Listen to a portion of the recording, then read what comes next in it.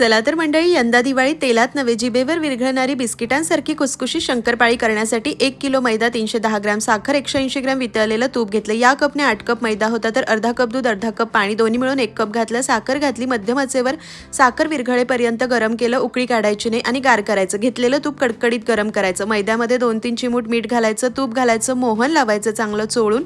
नंतर गार झालेलं मिश्रण थोडं थोडं घालायचं आणि पीठ मळायचं. इतक्या मिश्रणात छान घट्ट पीठ मळलं जातं.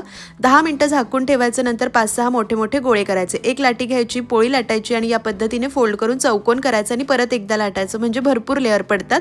अर्धा सेंटीमीटर उंचीची जाडी असावी. कडा कापायची आणि शंकरपाळी कट करायची. एका वेळेला 2-3 पोळ्यांची कट केली. चांगल्या गरम तेलात लो मीडियम फ्लेमवर तळायची. धूर येईल इतकं कडकडीत तेल नको. शंकरपाळी घालायची. मिनिटभरानंतर सतत ढवळत मस्त तांबूस रंगावर तळायची. चौपट फुलतात, मस्त लेअर सुटतात. सविस्तर प्रमाण आणि टिप्ससह डिटेल रेसिपी आहे चॅनलवर. टायटलमधल्या त्रिकोणावर क्लिक करून पहा आणि शंकरपाळी बनवा.